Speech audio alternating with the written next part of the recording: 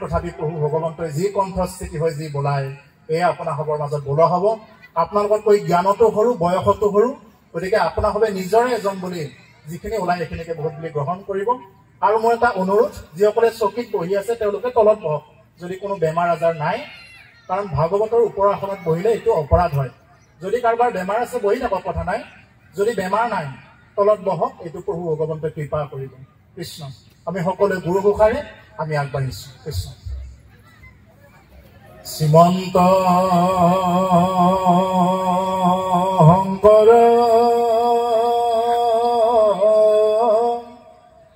হৰি ভকতৰ জানা যে নকল্পতৰু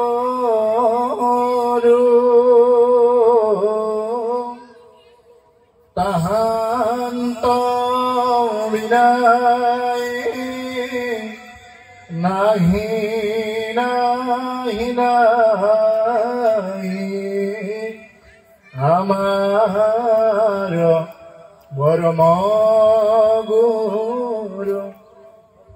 ৰাম আমাৰ পৰম গুৰু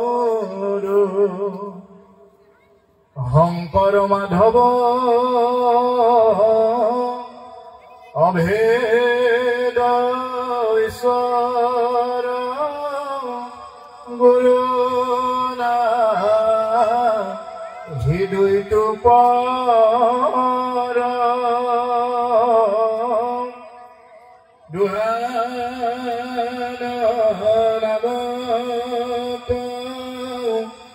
কীৰ্তন কৰি কৃত কৃত হে ৰাম কৃত কৃত হে তোমাৰ চৰণ হেৱাৰ গোবিন্দ নজানো একোই উপায় যিমতে হেত ৰহিব কৰোনা কৰিতে হৰি জোৱাই ৰাম কৰিতে হৰি জোৱাই কৃষ্ণ হৰি অ কৃষ্ণ। বাপ বান্ধৱ পাই মাতি সমস্ত জনা কমিটিৰ ফালৰ পৰা এটা নিৰ্ধাৰণ কৰিছে, ভাগৱতৰ দ্বিতীয় স্কন্ধ চাব লাগে বুলি কৈছে, নহয় জানো বা হ'বনে? দ্বিতীয় স্কন্ধ বুলি কৈছে। যদি আপোনাৰ হবৰ আপত্তি নাই তেতিয়াহ'লে আমি আগবাঢ়িছো। ভাগৱত পাঠৰ আৰম্ভণিতে এই মাজবাটবাসীৰ সহযোগত লগতে মুৰাকাটিবাসী ৰাইজৰ উদ্যোগত যি অনুষ্ঠান আয়োজন হৈছে, গম পাইছো যে ইয়াতে উদীয়মান যুৱকসকলে বৰ সহযোগিতা কৰিছে। এইটো বৰ ভাল লাগিছে। আমাৰ শিক্ষক বাপজনৰ লগত মই নামটো পাহৰিলো, তেওঁ যাৰ ঘৰত আছিলো, আমাৰ শিক্ষক বাপজন, তেওঁৰ লগত আলোচনা কৰিছো, গম পাইছো যে উদীয়মান যুৱকসকলে মিলি বা আইসকলে ইমান সুন্দৰকৈ এইটো অনুষ্ঠান আয়োজন কৰিছে। সঁচাকৈ এই অনুষ্ঠানত আহিব পোৱাটো আমাৰ পৰম সৌভাগ্য। এনেকুৱাতে উঠি অহা প্ৰজন্মসকলে যদি ভাগৱত অনুষ্ঠান আয়োজন কৰে, এইটো নিশ্চয় সকলোৱে ভাল পায় আৰু আমিও এনেকুৱা এটা অনুষ্ঠানত আহি খুব ভাল পাওঁ। গতিকে যি কি নহওক, বাপ বান্ধৱ ভাই মাতি সমস্ত জনা বৈকুণ্ঠৰ কল্পটোৰ মহাভাগৱত পাঠ ভাগৰ এতিয়া শ্ৰীমদ ভাগৱত দ্বিতীয় স্কন্ধ শ্ৰীকৃষ্ণই নম মংগলাচৰণ পদৰ পৰা এতিয়া আৰম্ভ। কৃষ্ণ। শংকৰে ফে গুৰু মুৰা প্ৰিয়তম আত্মা হৰি শংকৰ তপৰে নাহি আন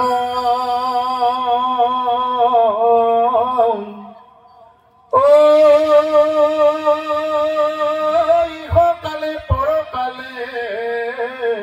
শংকৰে খে গুৰু মূৰম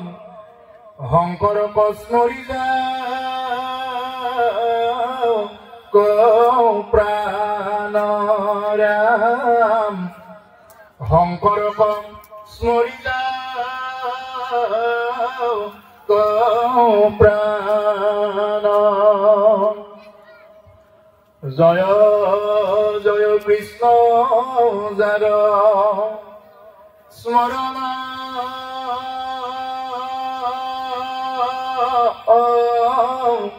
মংগল ও জাগ যোগাদিৰো হৰি নাম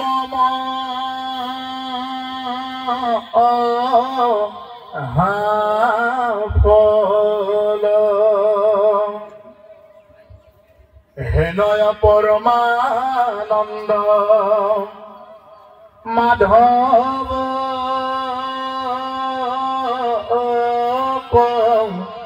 নিতে হুমৰিও নৰ নিৰন্তৰে কৌশিতে এ ৰাম কৃষ্ণ কথায় অমৃত কম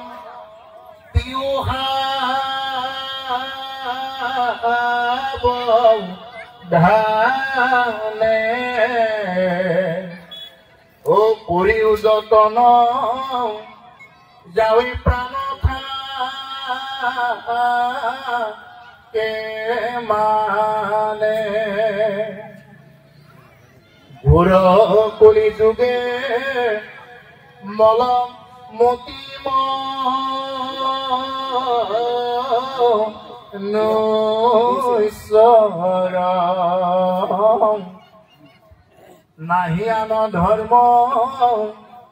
হৰি কীৰ্তন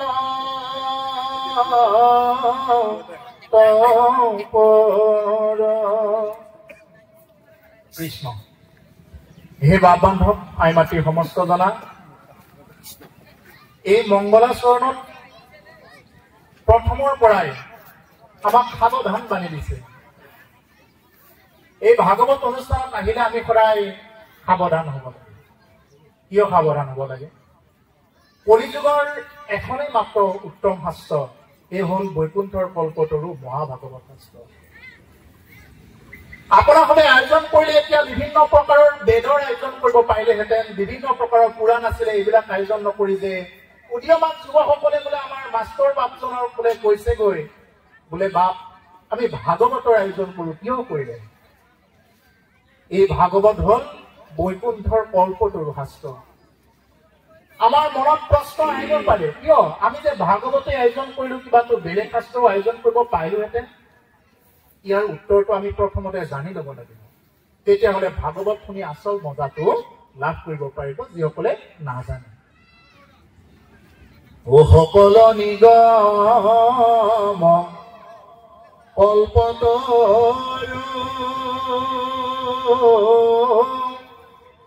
তাৰ ফল মহা ভাগৱত হুকমুখে কি ভূমিত ভৈলা বিদিত ৰহত চতুৰ যিটো জন কৃষ্ণৰ চৰণে দিয়া মন পৰম সন্তোষে পিয়ুক ৰসয়মৃত পৰম সন্তোষে পিয়ুক ৰসয়মৃত সকলো নিগম কল্পতৰু শাস্ত্ৰৰ ভিতৰত মহাভাগৱত শাস্ত্ৰ হ'ল কলিযুগৰ উত্তম শাস্ত্ৰ প্ৰভুসকল আগতে ভাগৱত কি হৈ আছিলে ফল হৈ আছিলে সকলো নিগম কল্পতৰু তাৰ ফল মহাভাগৱত আগতে ভাগৱত কি হৈ আছিলে ফল হৈ আছিলে ৰসত চতুৰ যিটো জন কৃষ্ণৰ চৰণে দিয়া মন পৰম সন্তোষে তিওক ৰস অমৃত বুলি কৈছে গতিকে ৰসত চতুৰ যিসকল আছে আপোনাৰ খবৰ দৰে ৰসত চতুৰ লোকসকলে কি কৰিব পাৰে ভাগৱতৰ ৰস আস্বাদন কৰিব পাৰে যি ৰসতেই চতুৰ নহয় ভাগৱতত আহিও তেওঁ কিয় আহিলো তেওঁ লাগি থাকিব বেজিয়ে তেওঁৰ কাণত হানা দি হানি থাকিব যাৰ ভাগৱত শুনাৰ সংস্কাৰ নাই যাৰ ভাগ্যই নাই তেওঁ ভাগৱত অনুষ্ঠানত আহিও বেলেগ কথাত গুৰুত্ব দিব দৰকাৰ হলে ভাগৱতৰ কথা তেওঁ কেতিয়াও কাণ পাতি ল'ব নোৱাৰে এই হ'ল ভাগৱত গতিকে কৈছে যে ৰসত চতুৰ যিটো জন কৃষ্ণৰ চৰণে দিয়া মন পৰম সন্তোষে পিউক ৰস অমৃত কৃষ্ণৰ চৰণত মন প্ৰাণ অৰ্পণ কৰি কি কৰা ভাগৱতৰ ৰস পান কৰা সুখ মুখাত অমৃত দ্ৰৱ সংযুতম পিয়ত ভাগৱত ৰসমালয়ম মুহুৰহু ৰচিতা ভূমি ভাবুকা ভাবুক হৈ পান কৰা এই ভাগৱত এনে আয়োজন কৰিব লাগে আয়োজন কৰিলেও যদি নুশুনো তাৰ পৰা লাভ নহব ভাগৱত কাণেৰে নুশুনে এইটো ভুল নকৰিব ভাগৱত শুনিব লাগিব কেনেকে অন্তৰেৰে অন্তৰকৰণেৰে ভাগৱত শুনিব লাগিব কাণেৰে যদি ভাগৱত শুনা যায় এখন কাণেৰে সোমাব এখন কাণেৰে ওলাই গুচি যাব যদি অন্তৰেৰে শুনা যায় এই ভাগৱতৰ এটা এটা কথাই তেওঁৰ জীৱনত সাজ বহুৱাবই গতিকে সেইকাৰণে প্ৰভুসকল ভাগৱত কলিযুগৰ এখন উত্তম শাস্ত্ৰ আৰু সেইকাৰণে আমি ভাগৱতৰ আয়োজন কৰো আৰু এই ভাগৱততেই জীৱনৰ সমস্ত ৰস আমি ইয়াত লাভ কৰিব পাৰো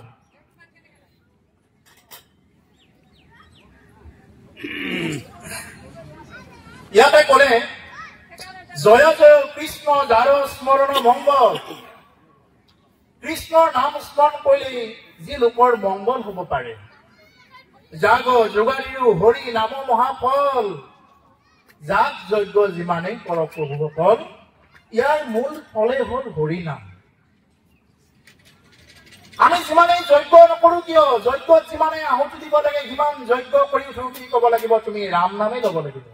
ৰাম নাম নোলোৱাকৈ কোনো যজ্ঞ সমাপন নহয় যদি তুমি তীৰ্থ স্নান কৰিব যোৱা স্নান কৰি উঠিও তুমি ৰাম বুলিয়েই ক'ব লাগিব তুমি কাৰোবাক দান দিলেও নামেই ল'ব লাগিব কৃষ্ণ নাম ল'ব লাগিব ৰাম নাম ল'ব লাগিব নাম নল'লে দানৰো কাম নাই অহংকাৰ হৈ যাব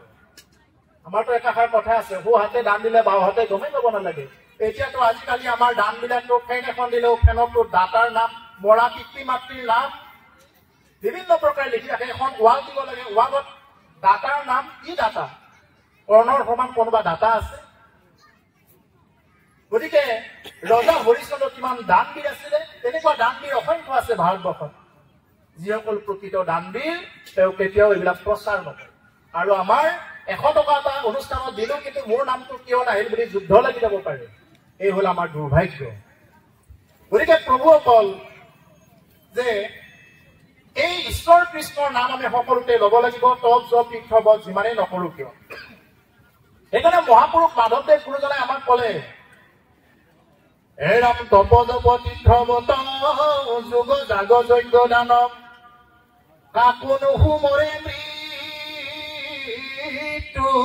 বেলাম অ মৰম তাজনক বেহি বোলে হবে ৰাম বোলা অ হেন নাম এটি নহেলা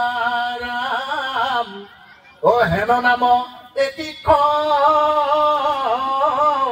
নহেলা তুমি যিমানেই তপ নকৰা কিয় যিমানেই যাগ যজ্ঞ মন্ত্ৰ উচ্চাৰণ নকৰা কিয় মৰণতাজনক বেৰিলৈ কি বুলি ক'ব হে আই এবাৰ ৰাম বুলি কোৱা হে পিতা এবাৰ কৃষ্ণ বুলি কোৱা এই বুলিতো ক'ব মৰাৰ সময়ত যিসকলে জানে তেওঁলোকে সদায় হে আই কৃষ্ণ বুলি কোৱা বুলি ক'ব আৰু যিসকলে নাজানে তেওঁলোকে কি কৰিব তেওঁলোকে বিভিন্ন সোৱাদবিলাক দেখুৱাই থাকিব মোক চিনি পাইছানে মই কোন হয় পৰিচয় কৰাই দিব মৰিব ওলোৱা মানুহৰ লগত এইটো পৰিচয় কৰাব নালাগে ইমান এইটো চিনি পালোই তোমাক হোটেলত লগ পাওঁতে একাপ চাহ খুৱাব সময় নাপালা, এতিয়া মৰাৰ সময়ত আগত আহি যি মানুহে মায়াকো কাটি কৰিব লাগিছিলে সেই মানুহজনক আহি আমাৰ মায়াবী পুৰুষসকলে আহি কি কৰে বোলে হেৰি মোক চিনি পাইছা মই কোন হয়, মোৰটো নলৰোৱাৰ পৰ্যন্ত তেওঁ মানে তেনেকুৱাকে কৈ থাকিলে। এই হল আমাৰ দুৰ্ভাগ্য। ভালকে মৰিবও নিদিয়ে আমাৰ পৰিয়ালে, বংশ কুটুম্বই নিদিয়ে এইবিলাক, বাহিৰা মানুহ কোনো নাই কিন্তু। আৰু সেই সময়খিনিত কিবা যিকোনো একদম যিবিলাক খাব নালাগিছিল এইবিলাক জোল তোল খুৱাই দি তেতিয়া কি কৰিব মানে একদম কিবাকে মুখেৰে উশাহটো লৈ আছিলে, জোল তোল খুৱাই দি লগে লগে ফোপা লাগি মৰি গল। আৰু লগে লগে আমাৰ আগত আহি কি কব, মোৰ ভাগ্যই ভাল, ময়ো পানী দিছো, আমাৰ আয়ু মৰি গল। তাৰমানে কি আয়ে ইমানখিনি সময় ঠিকেই আছিলে, কিন্তু তুমি পানীখিনি দিয়াৰ লগে লগে আয়ে বুকুখন ফোপা মাৰি কি হৈ গল, মৰি থাকিলে। ঠিকছে পানী দি দিছা, ঠিকছে তুমি ঘি দি দিছা, মৌ দি দিছা, গোটা গোটা বস্তুবিলাক দি দিছা, আৰু এই সময়ত আই তেনেকে ঢুকাই থাকিলে। আৰু তুমি মানুহৰ আগত গৌৰৱ কৰিছা, ময়ো মোৰ ভাগ্যই ভাল, মানে আমাৰ পিতাই মোলেই ৰৈ আছিলে। কিন্তু যিসকলে জানে বিদ্বান লোকসকলে ভকতে কি কৰিব, তেওঁৰ ওচৰত গৈ সেয়া এবাৰ কৃষ্ণ বুলি কোৱা, এবাৰ ৰাম বুলি কোৱা, স্মৰণ কৰাচোন, মনত কৰাচোন। যদি তেওঁ নোৱাৰে তেওঁৰ গাত ধৰি হলেও স্পৰ্শ কৰি হলেও কি কৰিব, তেওঁ নিজে নাম জপ কৰিব। গতিকে সেইকাৰণে প্ৰভুসকল ইয়াতে কলে যাগ যোগাদিও হৰি নাম মহাফল, হৰি নামেই হল তাৰ ফল, বেলেগ একো নাই। কিন্তু সেই বুলি এইটো নহয় আকৌ প্ৰভুসকল, কোনোবাই কৰি আছে আমি যে তেওঁক গালি পাৰিম এইটোও নহয়, ইয়াত তেনেকে কোৱা নাই। কৰি আছে, কৰিব পাৰিব, এইটোও ভেদ ভাঙি গৈছে। আগতে যেতিয়া যজ্ঞ কৰিছিলে কেনেকে কৰিছিলে, কাম ধেনু গাইৰ পৰা গাখীৰ ওলাইছিলে, গাইবিলাকৰ নাম আছিলে, গৌ মাতা বিলাকৰ সদায় নাম আছে, তেওঁলোকৰ কাম ধেনু তেনেকুৱাকে ধেনু বিলাকৰ নাম আছে। ৰাতিপুৱাতে তেওঁলোকে কি কৰে, স্নান কৰায়, সদায় স্নান কৰায়, ভৰি হাত ধুৱাই পূজা কৰে ডেইলি। আৰু সেইবিলাক গৰুক যিবিলাক ঘাঁহ খুৱায়, সেই ঘাঁহবিলাক একদম অৰিজিনেল ঘাঁহ। এতিয়া মহাপুৰুষে দেখা পালে কলি যুগত এই নৰ মনুষ্যসকলৰ পুথি শুনিবৰে সময় নাই, 2 ঘণ্টা সময় বহি থাকিবৰ সময় নাই, তেওঁলোকেনো এইবিলাক বিচাৰ কৰিব পাৰিবনে? এতিয়া কলি যুগত বাৰু যজ্ঞ কৰিবৰ কাৰণে উপযুক্ত বস্তু আছেনে? যদি আছে তেতিয়াহ'লে কথা নাই, যদি কোনোবাই যোগাৰ কৰিব পাৰে। আৰু বিশেষকৈ আমাৰ অসম মুলুকত এই বস্তু ব্যৱস্থাটো একদম মানে নাই, উপযুক্ত বিপ্ৰ নাই। যি বিপ্ৰৰ বংশত এবাৰ যদি কোনোবাই যদি এবাৰ মদ্যপান কৰিলে তেওঁৰ বংশ এইটো কাটা গ'ল, স্পষ্ট কথা। কোনোবাই ভালেই পাওক বেয়াই পাওক, ইয়াত আপত্তি নাই, ভাগৱতৰ কথা। যদি তেওঁৰ বংশত তেওঁৰ ল'ৰাজনে বা কোনোবাই যদি এবাৰ যদি নাজানিয়ে হওক যদি কোনোবাই মদ্যপান কৰিছে, তেওঁ কোনো ধৰণৰ আৰু বিপ্ৰ বা ব্ৰাহ্মণ বুলি কোৱাৰ তেওঁৰ যোগ্যতা নাথাকে। জন্মত সকলো শূদ্ৰ, ব্ৰহ্ম জানন্তি জয়সহ ব্ৰাহ্মণ, যিয়ে ব্ৰহ্মক জানে তেওঁৱে ব্ৰাহ্মণ, যিয়ে বেদ অধ্যয়ন কৰে তেওঁৱে হল বিপ্ৰ, জন্মানি যায়তে শূদ্ৰ, যিয়ে জন্ম পায় এই সকলো শূদ্ৰ হৈ জন্ম পায়। সংস্কাৰে দিশ, সংস্কাৰতে দিশ মানে সংস্কাৰ মানে শৰণ লোৱা, শৰণ লোৱাৰ পিছত তেওঁ দিশ মানে দ্বিতীয় জন্ম হয়। গতিকে সেইকাৰণে প্ৰভুসকল জন্মত কোনো ধৰণৰ তেনেকুৱা ভাগৱতৰ আগতেও নাছিল আৰু এতিয়াও নহয়। এইবিলাক কিছুমান এক শ্ৰেণীৰ মানুহে সোমাই এইবিলাক কিবা কৰি দিছে। যি কি নহওক, ইয়াত আমাৰ এটাই ফল বুলি কৈছে, হৰি নামে মহাফল। প্ৰকৃত যিহেতু আমাৰ দ্ৰব্য বস্তু নাই, তিল নাই, মৌ নাই, আগৰ সুৰভি গায়ো নাই, কাম ধেনু গায়ো নাই, আৰু গতিকে সেইকাৰণে তেনেকুৱা উপযুক্ত বিপ্ৰও নাই, যাৰ কাৰণে কলি যুগত কেৱল নামেই হাৰ। আৰু এয়াও হল এক প্ৰকাৰৰ যজ্ঞ। এতিয়া যি চলি আছে এয়া হল নাম যজ্ঞ। মানুহে ভুল কৰে, মানুহে ভাবে কেৱল আহুতি দিয়াটোৱে যজ্ঞ, এনেকুৱা নহয়, নাম যজ্ঞ আছে। গতিকে প্ৰভুসকলে এতিয়া কলে হেনয় পৰমানন্দ মাধৱক নিত, এনেকুৱা পৰমানন্দ মোৰ প্ৰভু ভগৱন্ত পৰম আনন্দ স্বৰূপ, পৰম ব্ৰহ্ম, তেওঁ কোনোদিন নিৰানন্দ হৈ নাথাকে, পৰমানন্দ। পৰম মানে সুপ্ৰিম, ইয়াতকৈ আৰু নাই। যেনেকুৱা হাইকোৰ্টৰ ওপৰত সুপ্ৰিম কোৰ্ট থাকে, সুপ্ৰিমৰ ওপৰত নাই, ঠিক তেনেকুৱা পৰমানন্দ প্ৰভু ভগৱন্ত মাধৱক নিত, কুমৰীও নৰ নিৰন্তৰে একচিত্ত। হে নৰসকল, একচিত্ত হৈ কি কৰা, সেই মাধৱৰ কথাবিলাক স্মৰণ কৰা বুলি কৈছে। মোৰ প্ৰভু এনেকুৱা স্বাৰ্থপৰ নহয়, তুমি স্মৰণ নকৰিলে যে তেওঁ বেয়া পাব বা তেওঁ কিবা কৰিব, এনেকুৱা নহয়। চাওক, আজি যিসকলে তেওঁক ভকতি কৰিছে তেওঁলোকৰ সূৰ্যৰ তাপ পাইছে, আৰু নকৰাবিলাকেও পাইছে, পঢ়াই পাইছে, চবেই পাই আছে। আজি হাৱা পানী চবে পাই আছে মোৰ প্ৰভু এনেকুৱা কৃপণ নহয় যে কাৰোবাক নিদিব কিন্তু ভুলটো নিজৰ হ'ব মনুষ্য জন্ম লৈ যদি আমি হৰিৰ ওচৰত শৰণাপন্ন নহওঁ কলি যুগত জন্মগ্ৰহণ কৰি ভাৰতবৰ্ষত জন্ম লৈ আৰু নৰ জন্ম লাভ কৰি এই তিনিটা ধন্যৰ অধিকাৰী হয় আৰু এটা ধন্যৰ অধিকাৰী হ'ব লাগে শৰণ লৈ যদি সেইটো নকৰো এইখিনি ভুলৰ কাৰণে জীৱ পুনৰূপী জনমম পুনৰূপী মৰণম পুনৰূপী জননী জঠৰে শয়নম পুনৰবাৰ জননীৰ জঠৰাখিনিত প্ৰৱেশ কৰিব লগা এইটো সাধাৰণ ভুলৰ কাৰণে গতিকে এনেকুৱা প্ৰভু ভগৱন্ত তেওঁ হ'ল সদায় পৰমানন্দ আৰু সেই পৰমানন্দ প্ৰভু ভগৱন্তক একচিত্ৰ হয় দুটা চিত্ৰ কৰিলে নহ'ব প্ৰভুসকল এটা এটা শব্দ ইমানখিনি ব্যাখ্যা কৰিব লগা হয় একচিত্ৰ মানে একতেই চিত্ৰ দুই চিত্ৰ দিলে নহ'ব আজি ইয়াত পঢ়ি আছো ইয়াত পঢ়ি থাকি মই যদি আকৌ গৰু কেইটাৰ পিনে ভাবি থাকো ছাগলী কেইটাৰ পিনে ভাবি থাকো ঘৰত আলহী আহিছে ক'ৰবাত যাব লগা আছিলে এই বুলি যদি ভাবি থকা যায় তেতিয়াহ'লে একচিত্ৰ নুবুজায় একচিত্ৰ একম এবাৰ দ্বিতীয় কম একৰ বাহিৰে দ্বিতীয়জন নাই এই বিদ্যা জানি একৰ ওচৰতে কি কৰিব লাগিব আমি শৰণাপন্ন হৈ তেনেকুৱাকে শুনিব লাগিব ইয়াৰ পিছত ক'লে কৃষ্ণ কথা অমৃত পিউ সাৱধানে এই কৃষ্ণ কথা অমৃত কি কৰা সাৱধান হৈ পান কৰা এতিয়া সাৱধান বুলি ক'ত লিখা থাকে কাৰেণ্টৰ ট্ৰেন্সমিটাৰত লিখা থাকে সাৱধান ডেঞ্জাৰ খাতৰা যদি কোনোবাই জানিয়ে হওক নাজানে হওক যদি ট্ৰেন্সমিটাৰত লাৰি দিয়ে কি হৈ যাব তেওঁ ভস্ম হৈ যাব বেছি সময় নালাগে যদি নালাৰিবলগীয়া ঠাইত যদি কোনোবাই লাৰি দিয়ে ভাগৱত অনুষ্ঠানত আহিও যদি কোনোবাই বেয়া ভাৱ লৈ দায়িত্বাভিমান জাতিক লৈ অভিমান পাণ্ডিত্যাভিমান মই বহুত জানো ৰূপাভিমান ৰূপক লৈ অভিমান ধনাভিমান ধনক লৈ অভিমান দায়িত্বাভিমান জাতিক লৈ নিজৰ মানে উপাধিক লৈ যাৰ অভিমান থাকে সেই মানুহে কেতিয়াও কৃষ্ণ কথা শুনিব নোৱাৰে ভাগৱত কথা শুনিব নোৱাৰে ভাগৱতৰ ওচৰত আহি তেওঁ উল্টাকে পাপখিনিহে লৈ যাব পাৰিব গতিকে ভাগৱত অনুষ্ঠানত আহিলে আমি সাৱধান হ'ব লাগে বাহিৰা কথা চিন্তা কৰা বাহিৰা কথা কোৱা বা বাহিৰা আচৰণৰ পৰা আমি অকণমান ফালৰি কাটি থাকিব লাগে অন্তত যি 2-3 ঘণ্টা শুনিম এইখিনি সময় আমি ব্ৰহ্মৰ লগত যাতে সাক্ষাৎ হ'ব পাৰোঁ প্ৰভুৰ পৰা আমিতো বাৰ বাৰ এনেদৰে মজিয়ে আছো এই সংসাৰত আমি বাৰ বাৰ ভুল কৰিয়ে আহিছো ভুল কৰি কৰি আহি আহি এতিয়া আমি মনুষ্য জন্ম পাইছো এই মনুষ্য জন্মতেই জীৱই কি কৰিব পাৰে তৰিব পাৰে ভাগৱত এনেকুৱা নহয় যে ভাগৱত অনুষ্ঠান মই কেৱল প্ৰভুক গাই শুনাম ৰাইজক দেখুৱাকে অনুষ্ঠান কৰিম আমাৰ ভাগৱত অনুষ্ঠান এনেকুৱা নহয় আমাৰ ভাগৱতে এই সিদ্ধান্ত আমাক দিয়া নাই যদি কোনোবাই প্ৰশ্ন কৰে ভাগৱত কাৰ কাৰণে উত্তৰটো কি হ'ব কোনোবাই ধৰা হ'ল আপোনাক প্ৰশ্ন কৰিলে বোলে বাপ আই ভাগৱত কাৰ কাৰণে উত্তৰটো কি দিব কোনোবাই দিব আমাৰ সমাজৰ কাৰণে কোনোবাই দিব দেশৰ কাৰণে দহৰ কাৰণে ভৱিষ্যতৰ কাৰণে জীৱ জগতৰ কাৰণে নিখিল জগতৰ কাৰণে প্ৰাণী জগতৰ কাৰণে নহয় ভাগৱত কেৱল মোৰ কাৰণে এই উত্তৰ দিব পাৰিব লাগিব ভাগৱত কেৱল মোৰ কাৰণে কেৱল আৰু কেৱল ইয়াত বেলেগ কথা আহি নপৰে মই ঠিক হ'লে ৰাইজে একো ক'ব নোৱাৰে বেলেগে একো ক'ব নোৱাৰে চকুটোৱাই কথা ক'ব নোৱাৰে প্ৰথম মই নিজে ঠিক হ'ব লাগিব মই যদি নিজে ঠিক নহয় যদি মই আজি যিকোনো কাম কৰি ফুৰো তেতিয়াহ'লে ভকত বুলিতো বহুতে এনেকে চকু ঘূৰাই থাকে মই যদি ঠিক নহওঁ তেতিয়াহ'লে অন্যই মোৰ পৰা কি আদৰ্শ ল'ব গতিকে সেইকাৰণে সৰ্বপ্ৰথম মই নিজে ঠিক হ'ব লাগিব প্ৰথমতে মই তাৰপিছত মোৰ পৰিয়ালটো তেনেকে আমাৰ ৰাষ্ট্ৰ পৰ্যায়ৰ হেৰিলৈ আহি যাব গতিকে আমি যদি নিজে শুদ্ধ নহওঁ নিজেই ভকত হৈ আজিলে যদি মাছ মাংস এৰিব পৰা নাই লোকবিলাক যদি এৰিব পৰা নাই ওলাব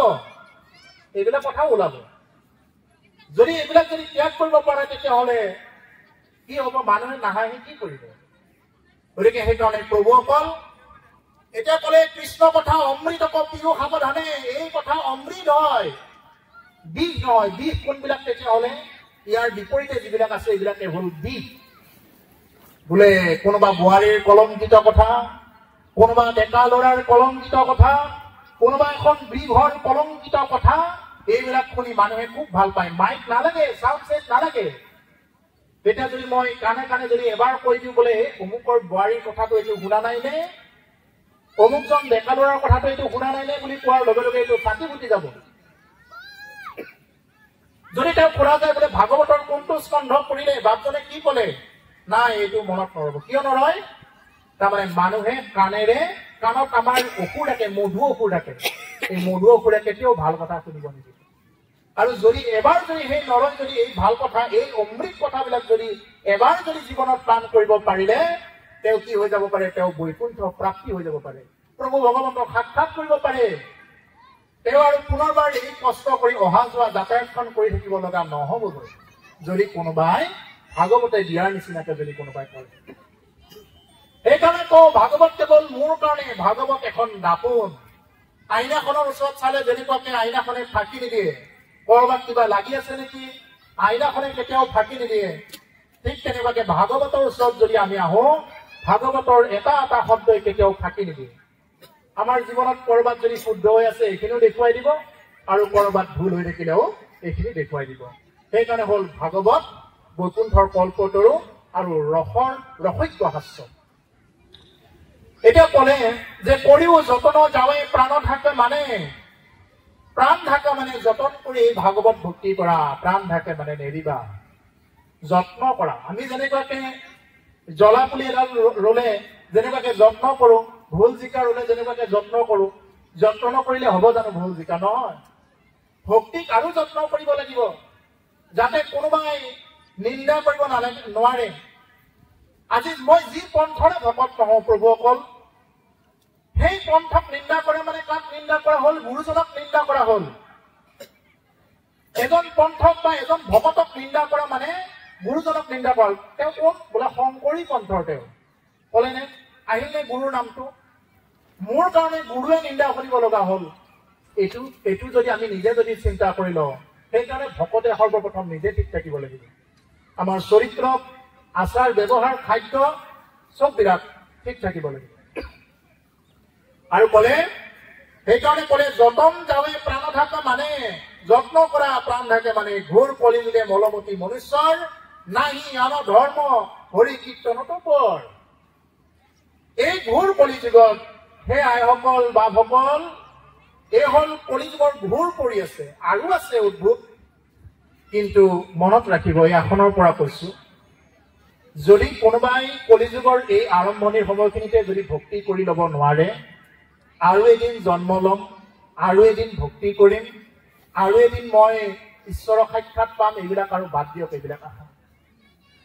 এতিয়া ভকতি কৰিব গ'লে মানুহৰ কিমান কোৱা ঠাট্টা তিৰস্কাৰ বংশই তিৰস্কাৰ কৰে গাঁৱে তিৰস্কাৰ কৰে সমাজে তিৰস্কাৰ কৰে কিছুমানে নিন্দা কৰে ধুতি চোলা পিন্ধি গ'লে দৰকাৰ হলে আপুনি যেনেকে গুচি যাওক চিনেমা চাই ফুৰক কোনেও একো নকয় ভাগৱত অনুষ্ঠানত আহিলে নিন্দা কৰা মানুহ এতিয়াৰ পৰাই আছে ভক্তি অনুষ্ঠানত গতিকে সেইকাৰণে প্ৰভুসকল এতিয়াই যদি আমি ভক্তি নকৰো ইয়াৰ পিছত আহি আকৌ এদিন ভক্তি কৰিম আকৌ এদিন তেনেকুৱাকে ভাল হ'ম এইবিলাক আশা বাদ দিয়ক এতিয়া দি আছো এই জন্মতে যাতে আমি ঈশ্বৰক প্ৰাপ্তি হ'ব পাৰো যদি এই জন্মতে যদি ঈশ্বৰ প্ৰাপ্তি নহয় কেৱল খাও পিও মস্তি কৰো খোৱা পিয়াটো জানে কি দিব লাগে আৰু মস্তি কৰাটো কেনেকুৱা বোকাত নাচি নাচি ডেন্স কৰা এইটোৱে মস্তি বুলি ভাবি থাকে কিন্তু আমাৰ মূৰ কাটি বাকী ৰাইজৰ যি উদীয়মান যুৱকসকল আছে তেওঁলোকৰ যি নেকি আয়োজন কৰিছে ভাগৱত পাঠৰ আয়োজন কৰিছে এইবাৰ প্ৰথম বুলি শুনিছো এই আয়োজন সঁচাকৈ লেখত ল'বলগীয়া তেওঁলোকে চিন্তা কৰিব পাৰিলেহেঁতেন কোনোবা এজন গায়কক মাতি ইমানখিনি খৰচ কৰি কোনোবা এজন গায়কক মাতি বোকাত লুতুৰি পুতুৰি হৈ ডেন্স মাৰি থাকিব পাৰিলেহেঁতেন কিন্তু এই ভাগৱতৰ আসনৰ পৰাই প্ৰভু ভগৱতক প্ৰাৰ্থনা কৰিছো তেওঁলোকৰ ভৱিষ্যত যাতে আৰু কল্যাণ হওক এই অনুষ্ঠানটো যাতে আৰু এনেদৰে বছৰ বছৰ ধৰি তেওঁলোকে আয়োজন কৰি থাকিব পৰা হওক প্ৰভু ভগৱন্তই সুমতি দিয়ক আৰু প্ৰভু ভগৱন্তৰ কৃপাই যাতে তেওঁলোকেও যাতে আগলৈ তেনেকুৱাকে আগুৱাই যাব পাৰে আয়ুষত বিঘ্নি শূন্য হয় গতিকে সেইকাৰণে প্ৰভুসকল এই ঘোৰ কলিযুগত কৈছে শৰীৰত আছে কলিকৃত যত দোষ নহয় নাহি আন ধৰ্ম হৰি কীৰ্তনত কৰক যে হৰি কীৰ্তনৰ বাহিৰে আৰু কলিযুগত অন্য গতি